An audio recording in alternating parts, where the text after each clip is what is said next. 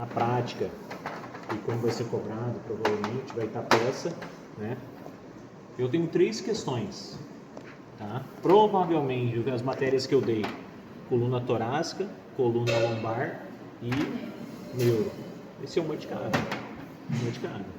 Então, vocês precisam saber as principais características de uma vértebra normal, de uma vértebra torácica. Quais são as principais características aqui? É torácica, é lombar? Como que eu sei? Qual que é a diferença de uma para outra, da cervical? Vocês até falaram lá. O corpo, o processo espinhoso, as ródeas. Qual que é qual aqui? Essa cervical. Por que você sabe que isso aqui é cervical? Só de bater o olho. Por conta dos forames. Por causa dos forames. Eu não tenho. Cervical, ela tem esses 2 forames aqui, né? Cervical. Olha que legal. Que nem a torácica e nem a lombar vai ter. Tá? Aí vocês têm que saber o que é uma vértebra típica, quais são as características de uma vértebra típica. Por exemplo, se eu estou falando de uma vértebra torácica, a vértebra torácica ela se articula com o quê?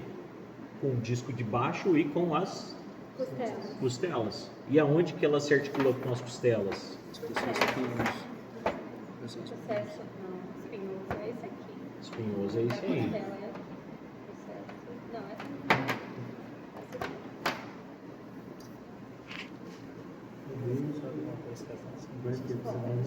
Então ela se articula em 2 pontos com a costela, né? Exatamente. Tem que saber o nome desses. São as estruturas básicas, gente. É o básico. Então tem que saber o corpo, tem que saber o forame, tem que saber o processo espinhoso, tem que saber se é torácica, ela se articula com o quê? Ela vai se articular com o disco em cima e com as costelas na lateral. Tem que saber o nome das estruturas que se articulam. Se vocês souberem isso, tá ótimo. É isso aí que vai ser cobrado. É isso aí que vai ser cobrado. Mas tem que saber o nome das estruturas. Ah, se eu colocar um alfinete aqui, uma cor vertebral. Aí é uma questão muito de graça, né? Se eu colocar uma... Podia, né? É, professor, a última prova, né? Quer dizer, Fechar com chave de geralmente nem ouro. alfinete, é massinha. É né? massinha, verdade. Sim. Para fechar com chave de ouro, para ter certeza que vão reprovar mesmo. Nossa, credo, professor. O senhor foi um pai pra gente, tá sentando. Anatomia tem todo ano, gente. Isso aí é tranquilo, né? Não. Não, mas a gente quer só no primeiro. A gente quer ter aula com o senhor lá na frente. Então, ó, eu até separei aqui o slide. Então, tudo que eu for cobrar de vocês, tá no slide. Vocês vão ter a vantagem de, antes de fazer essa provinha agora, que vai ser às 3 horas, de praticamente fazer uma revisão. Mas o que eu tô falando aqui é o que vai cair na provinha. Vai cair. E a outra turma não vai ter esse privilégio, né? A outra turma vai ter que ir no seco. Pode ter certeza que eu vou perceber a diferença das notas de novo. Eu lá espero, pelo menos, né? Tá? Então, ó, uma vértebra torácica. O que a gente tem que ver aqui, ó? Tá? Corpo vertebral, né? Uma porção. Outra coisa, as características, né? O que é as vértebras da coluna torácica? As vértebras da coluna torácica, elas são para proteger os órgãos torácicos. Então, o que ele vai ter? Uma porção anterior e maciça, né, no corpo vertebral, responsável pela sustentação do peso. Lembrando que as lombares, esse corpo vertebral, ele é mais espesso, maior, mais maciço, porque ele realmente sustenta a estrutura. Quanto mais baixo, mais ele vai sustentar o peso do corpo, né? Então, ó, essa aqui é uma clássica de uma coluna lombar, tá? Uma vértebra de uma coluna lombar. Corpo mais espesso, Exatamente. Forame menor. Exatamente. Só que tem uma desse corpo vertebral aqui, aí vocês também têm que saber as particularidades. Por exemplo, da coluna lombar, que são 5, tem uma que é um pouco diferente do corpo vertebral. Qual vai ser a diferença? Transição. O quinto, exatamente, a transição. O quinto, porque ele vai ser maior aqui e menor aqui, justamente para fazer aquela... Quer ver? Tem uma coluna aí? Uma coluna aqui, não sei se vai dar para ver bem, né, na maquete, mas teoricamente para ele fazer essa curvatura, né? Como é que é o nome dessa curvatura aqui? Lordose. Tem que saber o nome das curvaturas. Não sabem? Vai cair, já vou avisando para vocês que vai cair. Não sei não. Não é lordose. Lordose Não fala declina? Hã? Não, cabequina é o santo. Cauda equina é isso aqui, ó. Você tem o canal medular. De quando para baixo que tem a cauda equina? Vocês estudaram pônei, né, gente? Pelo amor de Deus. Cauda equina? Sacral, é Hã? esse. Aqui Mas tudo é só da considerado. sacral para baixo? Não é não? Não sei. Eu acho que é. É, na lombar aqui não tem. Eu posso Não enfiar é uma agulha considerado. aqui que não vai ter líquor. Você falou aqui, não vai ter líquor aqui. Se eu enfiar aqui entre L1 e L2, se eu pegar a crista ilíaca. Tá, aí você tá falando da definição da cauda equina. Não, eu quero saber da onde que é, exatamente. Da onde para baixo que é a cauda equina. Tem que saber, gente. Nós vamos aprender. Vocês vão aprender, vocês não devem ser gostaram. Eu sou essa semana. Não faz Não, assim. sério, não faz assim com vocês, gente. É sério. Tá? Aqui, ó, as principais estruturas que a gente tem, tá? Da coluna lombar. Então, você tem o corpo vertebral, pedículo, processo transverso, processo espinhoso, tá? São as principais características. Ó, pode ver que aqui a gente consegue ver aquela característica da M5 que eu estava falando. O corpo vertebral na porção anterior dele é maior do que a posterior, justamente para ele começar a fazer essa curvatura. Lembrando que você tem a curvatura normal da coluna cervical, se a cervical é cifose, tá?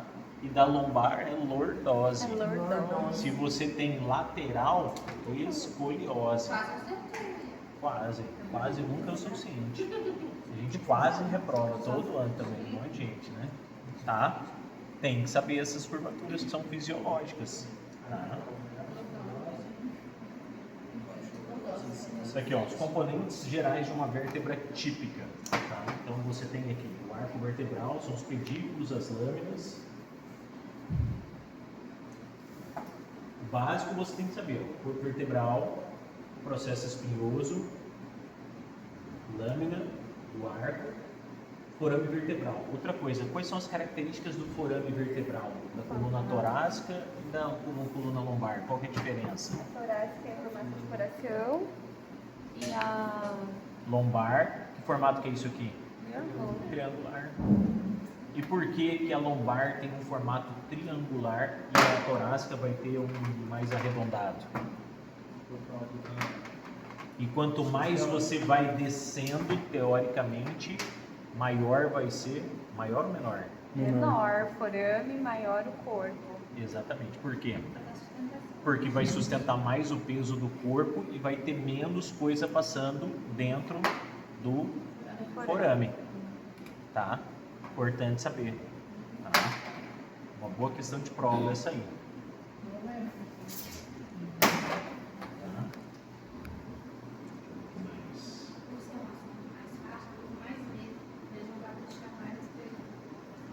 Ó, o forame vertebral, geralmente circular, Circular.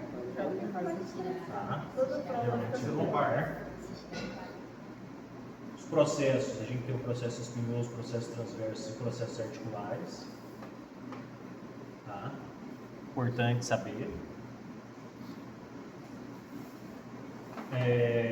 Principal característica aqui, ó. E esse slide aqui é importante. Todo slide que fala assim, a principal característica, tá? Que distingue as vértebras torácicas é a presença das fóbias costais, que são as facetas articulares com as costelas, é onde ele se articula com as costelas. Então, qual é o nome da estrutura que se articula com as costelas? Fóbias costais. Exatamente. E tem duas fóbias costais, tá? Cada costela ele se articula em dois pontos com a costela. Não, esse aí não tá igual ao que a gente tem. Esse é outro. Professor, as fóbias são essas, né? Isso. Exatamente. É onde você tem a articulação com as costelas. Ele vai se articular aqui, em dois pontos. Nessa estrutura aqui e nessa estrutura aqui, ó. Ele tem um suporte em dois pontos. Tá? Aí, ó, exatamente. São esses dois pontos que ele se articula com as costelas. Importante saber isso aí. Cervical. Cervical.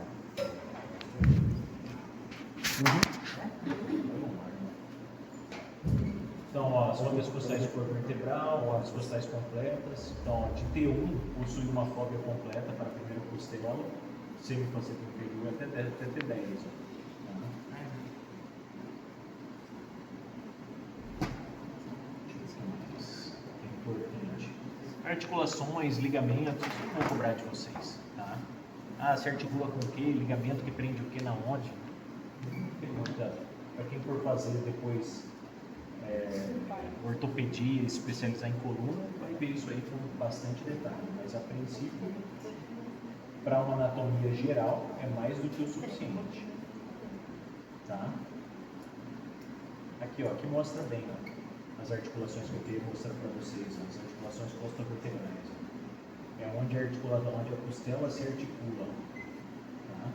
Então você tem a articulação costo-transversa, aqui e aqui. Ó.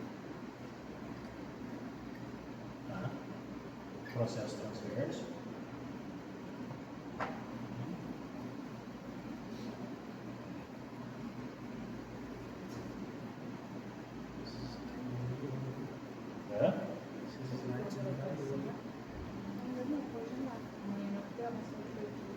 E a caldequina começa quando? Quando?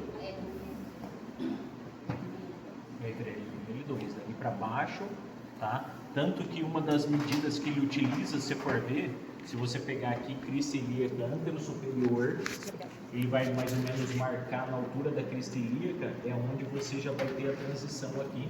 Daqui para baixo, provavelmente só vai ter caldequina. A chance de você ter uma lesão medular é muito pequena. Vai ter só caldequina aqui para baixo. Tá? Vamos na coluna torácica. Quais são as principais características da coluna lombar? Quais são as principais características de uma vértebra da coluna lombar? São 5 vértebras. As torácicas são quantas? Torácica. 12 torácicas. Quantas lombares? 5. Ai, gente. Não, tô brincando aqui o tanto lá. É doido. Ó. Sangue de Jesus. A pessoa quem começa a bater aqui. Ah, pega amigo, isso aí. Cheio de gracinha, professor. Ó, principais características, né? Precisa ter uma curvatura secundária, que é a lordose lombar, principal função suportar o corpo. Não, ele alterou. Você tem, menino, aquilo ali? Ó, as vértebras lombares são maiores, mais robustas, refletindo, né, a sua posição de suporte de peso. Então, o corpo vertebral mais robusto, maior, mais forte, ele tem esse formato de rim, tá? Mais largo transversalmente, mais largo assim. Função suportar o peso do corpo. Os petículos geralmente são curtos, fortes. Isso é uma questão boa para se perguntar numa prova teórica. Mas quais são as características de uma vértebra típica lombar? Quais são as características de uma vértebra típica torácica? Ótimo. Se vocês colocarem essas informações, vocês vão ganhar a questão. Não sabe nada. Hã? Se a pessoa não sabe medicina, não sabe nada. Tá? Vou nascer de novo daí. Pode colocar uma dessas. Pode colocar 3 abertas dessas. Colocar uma. Ah, mas o Vitor tem base, né, filho? Vocês vieram, né, Que são as características da reclama da minha calma e não reclama. Por exemplo, aqui, ó. L5 é uma vértebra típica, por exemplo, é a maior e mais profunda vértebra da coluna, se o corpo vertebral é mais alto anteriormente do que posteriormente, se o processo transverso são mais grossos e mais curtos que as outras vértebras, articulam-se com o sacro, com uma importante articulação lombosacra. Isso aqui, por exemplo, é uma pergunta muito boa. A principal característica é as características da vértebra lombar. Exatamente. Nossa, gente. Não, mas é uma questão boa que se colocar na prova. Tá? E ela se articula com o quê? Bom, As professor, lombares. As vértebras lombares se articulam com o quê? com Com o sacro. disco, com a vértebra superior, com a vértebra inferior e a L5, que é a típica, com a sacral, né? Tá? Outra coisa que é importante aqui, ó, né? As articulações, no caso, o movimento, qual é o movimento que a coluna lombar e a coluna torácica proporcionam ao nosso corpo? São diferentes, são movimentos diferentes. Então, por exemplo, na coluna lombar, né, esse movimento permite grande amplitude na flexão e na extensão, tá? Moderada na flexão lateral e limita severamente na rotação. Tá? Isso é uma característica importante da coluna lombar. Nem todo mundo consegue ficar materendo.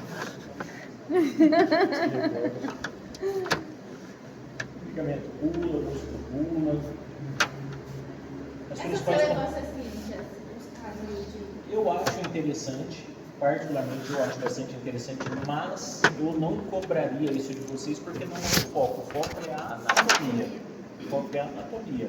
Eu coloco isso aí para vocês entenderem a importância de vocês terem um conhecimento anatômico. Você tem um conhecimento anatômico, vocês vão fazer o diagnóstico de diversas patologias, tá? A hérnia de disco, a estenose, espondilolistese, fraturas, lombalgia, compressão, hérnia de disco, que ele até simula uma hérnia de disco, né? Uma hérnia de disco. É como se o disco estivesse saindo e comprimindo a raiz nervosa aqui. Aí ele vai dar aquela dor, e nessa localização aqui provavelmente vai dar a do nervo ciático, que é aquela dor irradiada para a região glútea. Isso, cara, isso aí não precisa ser nem higiênico para ter essas informações. Isso assim, é o básico do aluno do primeiro ano de medicina, tem que saber que tem um disco, tem uma hérnia. O que é a hérnia? Quando você tem a protusão, você tem dois aqui, você tem um disco aqui no meio, e aí o disco ele protui para frente, né? Você hernia esse disco para frente e começa a fazer as raízes nervosas que saem lateral aqui, ó. Exatamente isso aqui que está mostrando aqui, né? Até porque eu tenho quase certeza que muitos de vocês já estão sendo questionados por pai, mãe, tia, tio. Ah, não, ia dar meu exame aqui. Não, quando foi?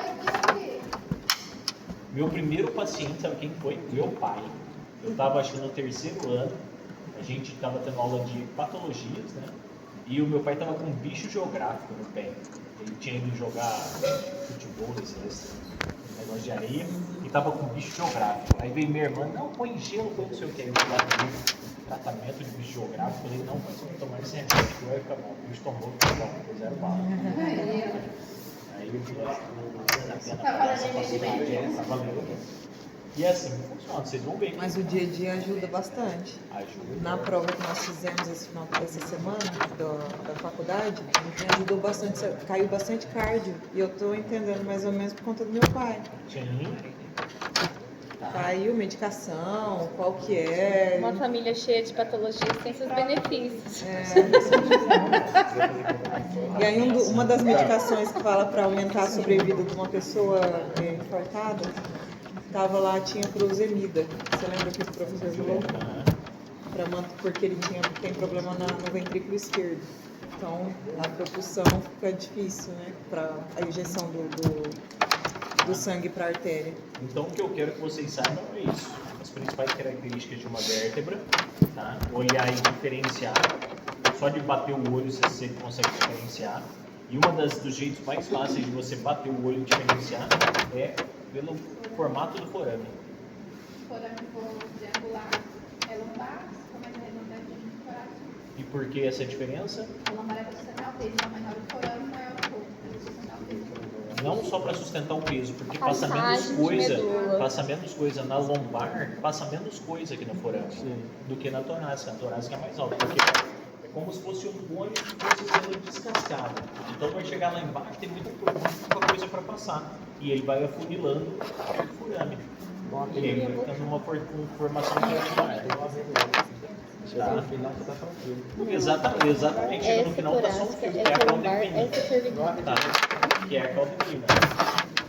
Essa tem mais. Então é isso que eu quero que vocês saibam da prática. Tá? Provavelmente você tem que ter o coluna cervical para vocês. Porque aqui não tem peso. E quem deu coluna cervical para vocês, conselho que se eu fosse estudar, eu estudaria isso aí. Quais são as principais características da coluna cervical? A cervical ela tem algumas particularidades. Tem a atlas, axis, odontoide, tem algumas vértebras que são diferentes, exatamente. né? Você tem forames laterais aqui, então ele tem algumas características, e essas características é que vão ser cobradas. Nesses detalhes que você tem que pegar, entendeu? Outra coisa que eu quero que vocês estudem as vértebras de transição, tá? Por exemplo, a T1, ela vai se articular, se a torácica, a primeira torácica, ela vai se articular com a C7. Tem alguma característica especial nessa articulação? Como a L5 tem esse ativo, né? Exatamente, na L5 com a S1 A T2 e na T1 com a C7 e na T12 com a L1. A T2 com a L1. Os pontos de transição, tá? Tem alguma característica diferente? Vocês não precisam no livro, tá, gente? Tem. Vocês vão estudar. Hã? Provavelmente. Aí, prova. Tá? Principalmente as articulações de transição. Porque ali são os pontos que você vai... Então, ó, característica típica de cada vértebra, tá? As exceções, por exemplo, no caso das lombares da torácica vai ser L5, que é uma típica, tá? As curvaturas você tem que saber o que é fisiológico, tá? Cifose, lordose, tá? Você tem que saber o que é fisiológico, tá? Deixa eu ver mais. Se eu fosse relembrando a minha anatomia do lá, primeiro, cara, eu fiz anatomia em 1999. Faz quanto tempo que eu vi anatomia? 2025. 26 anos. Foi antes. Ontem. Então, se eu fosse estudar, assim, eu aprendi a estudar desse jeito. O professor dava dica para nós e falava, cara, vocês têm que estudar primeiro, vocês têm que saber a característica clássica de cada um, ponto. E depois o que é diferente, aonde que pega e as transições, tá? Cervical para torácica, da torácica para lombar, da lombar para sacral, até onde vai a medula, da medula para dali para baixo a caudesina, tá? Hã?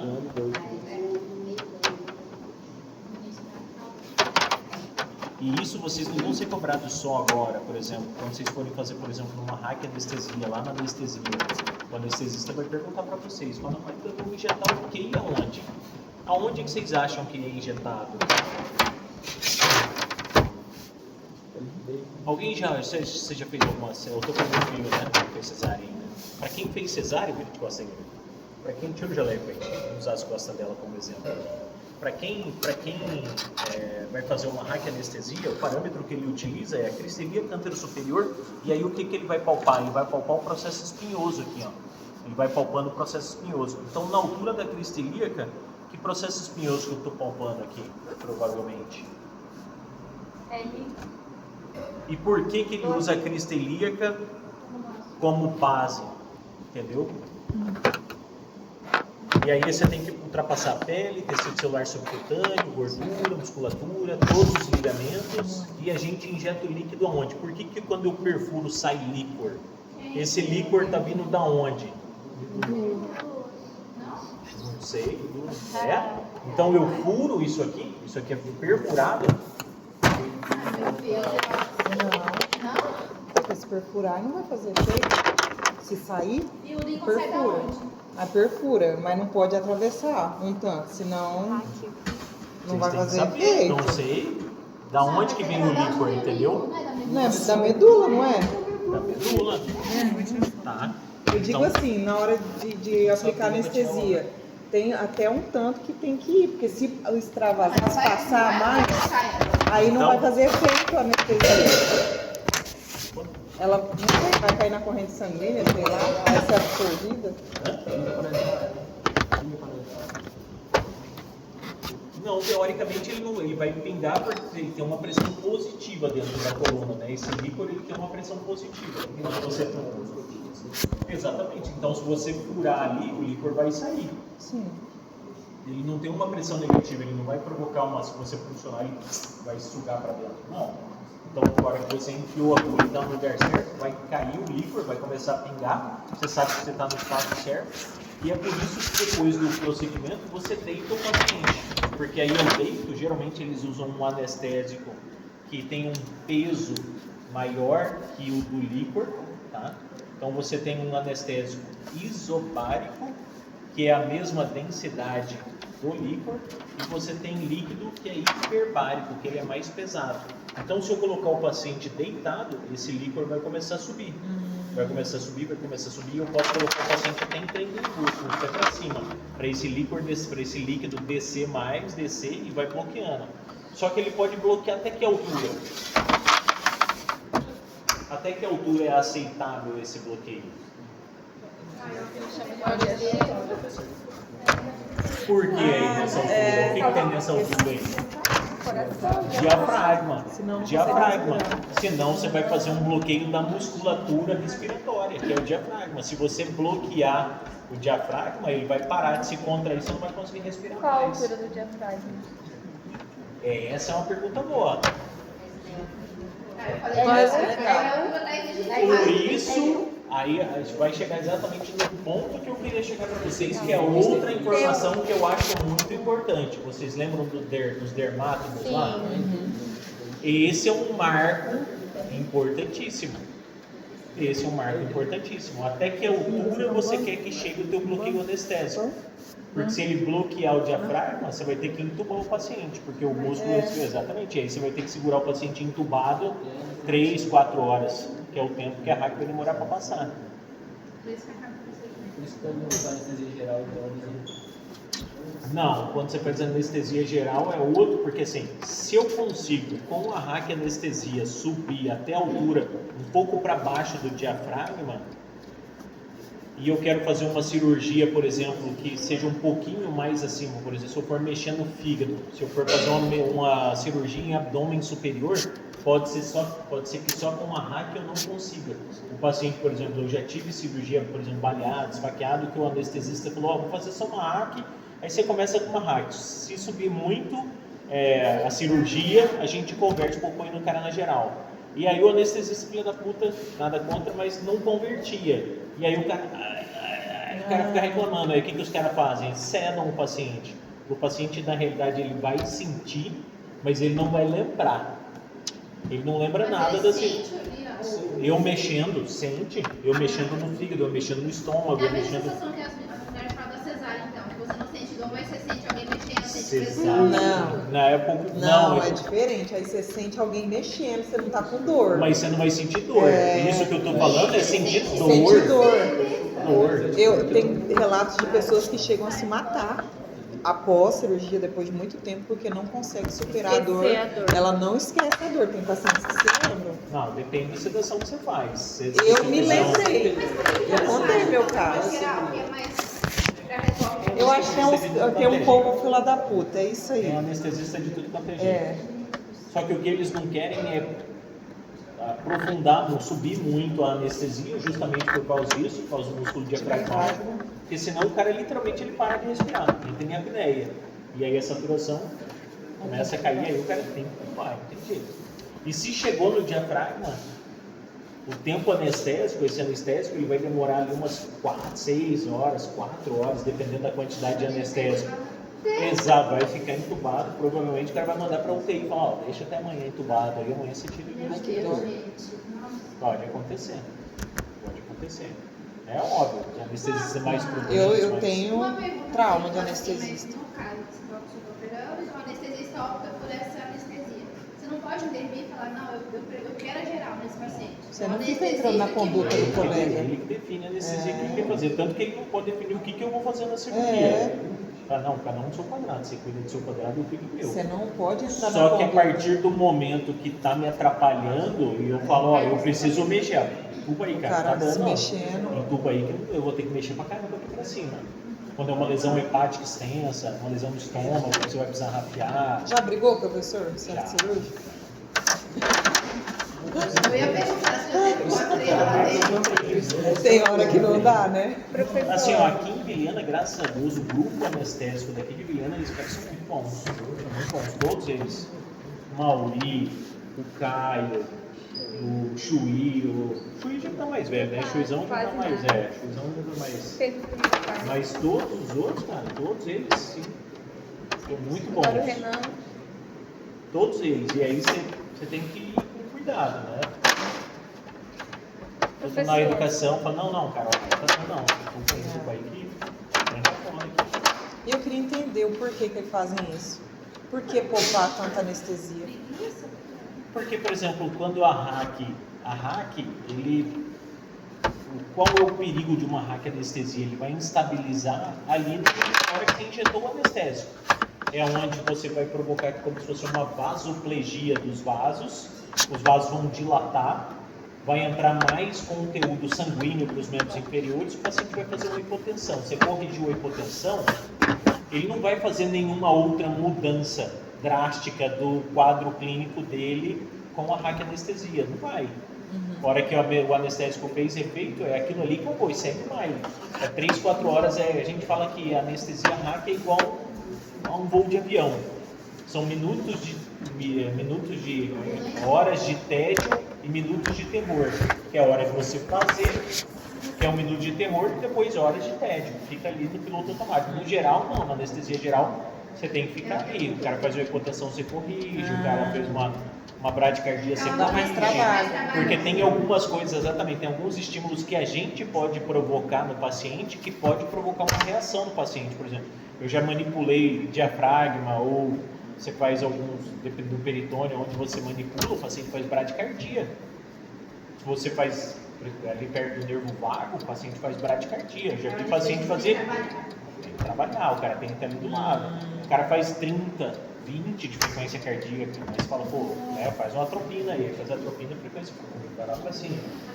Mas o cara tem que estar ali. Na hack não, na hack o cara vai tomar café, o cara vai jantar, vai... Na hack, a hack é o início ali só. O cara estabilizou, já é. Tanto que ele manda o paciente com o efeito da hack anestesia para o RPA. O paciente vai bloqueado ainda. Muitas vezes o paciente vai bloqueado para o quarto. Olha só. Vai para o quarto ainda, porque não vai mudar o quadro clínico dele, não vai. Hã? Sim, ele fica ali no RPA 1 hora, 2 horas, não mudou o quadro clínico, pode ir pro quarto. Ele vai começar a mexer daqui a 1 hora, 2 horas, e ele começa a mexer lá no quarto. Não tem tendência a porção sozinho. Então, entendeu? Já na anestesia geral, não. E aí na anestesia geral você vai estubar um cara, ele vai ficar mais tempo ali no RPA, porque esse paciente ele pode recircular a droga dele, ele pode fazer depressão respiratória. Nossa. E aí o cara tem que estar no RPA. O RPA de uma anestesia geral é 2 horas, 3 horas ali no RPA. Da hack, 30 minutos, não aconteceu nada, tchau. Sacanagem. Mas dói, viu? Professor, a diferença da hack para peridural é só a região onde ela é injetada. Onde é injetada. E o tempo no máximo. E a peridural, onde é que é injetada o líquido da peridural? O próprio nome já fala. Espaço peridural, né? Tem que conhecer a anatomia da medula. Um espaço sutural. A hack é Ele não ultrapassa. Eu já recebi as duas. E aí, o que ele vai fazer um bloqueio? Geralmente a peridural, ele faz bloqueios em faixa. Por exemplo, como se você bloqueasse, eu quero fazer uma peridural para fazer uma mamoplastia. Eu venho, vou bloquear essa parte aqui, toda essa parte torácica eu consigo bloquear. Vai ficar, mas é só aquela ali. Se eu subir ou se eu descer, o paciente vai sentir. Mas se eu mexer naquela área ali, tranquilo, está completamente bloqueado. A questão da fratura de um húmero na tíbia, seria local? Não. Você pode tentar fazer, porque assim, húmero e tíbia, quem que inerva húmero e tíbia? Sai da onde? Quem que forma o plexo cervical? Vocês lembram? Tem o plexo cervical, vai formar o plexo braquial, que vai inervar todo o membro superior, tanto o sensitivo quanto o motor. Vocês não lembram mais, não? Pega aí, plexo cervical. A gente ia lembrar. Muita informação. Mas isso é o básico da anatomia. O professor teve acesso à prova que nós fizemos? Não. Manda para Porto Mas, Velho. teve uma que eu tô curiosa, não sei se a gente vai ter acesso. Mas eu fiz a laparotomia. E aí os meus colegas conversando, não, Ariane, manda pra toma. Eu falei, e se o cara para lá dentro? O cara todo ferrado, eu lembro do professor falando dentro da sala, pô, você apertou ali, o cara tá com dor. É a clínica, olha a clínica tem algum problema, leva pra laparotomia. Abre o cara. Eu falei, vamos ver. Ah, eu O que queria não, mas o que Queria ver direciona a a- sua conduta. Mas ele tava com taquicardia, ele tava hipotenso.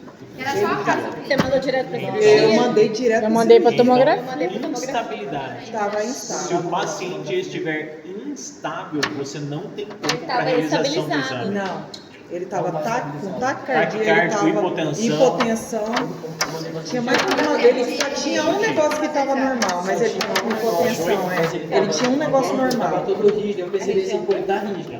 Rígido. Vou mandar ele pra poder fazer uma imagem, logo embaixo tá Nervos tenso. espinhais cervicais de Tá tenso. seco. É. A clínica tinha que fazer alguma coisa, professor. Eu acho que a gente vai ver só o resultado, não vai ver. Aqui, ó, vem cá, Questão ver, por ó. questão. Aqui, ó. É exatamente isso aqui, ó. Vocês não lembram disso aqui, ó? Não, Nós vamos. eu não lembro. C1, C4. C5, C6, C7, C8. E aí eles vão mandando os ramos. Opa! E aí ele vai mandar os ramos aqui onde vai formar os 3 feixes que vai inervar o membro superior. Então, por exemplo, se você tiver uma fratura e olha onde ele passa, a anatomia aqui, vamos ver se a gente acha uma foto aqui. Olha onde esse feixe passa, ó. Junto da subclávia. Bem aqui você pode fazer um bloqueio aqui, que os ramos eles vão estar saindo daqui do pescoço, vão passar aqui e vão inervar o braço. Você pode fazer um bloqueio de plexo. Bloqueio de plexo cervical. E aí ele vai inervar, vai bloquear todo o membro superior. Tá? Mas isso aqui, teoricamente, vocês têm que saber. Ó. Aí vocês vão ter a formação do mediano, do ulnar e do... Aqui também entra lá nos dermatos. Deixa eu saber onde. Tem um slide sessão? Não, tô meio, mas sim. 3 horas? Professor, que hora você vai passar a prova? É? 3 horas. Já é 3 horas. Agora? A gente revisou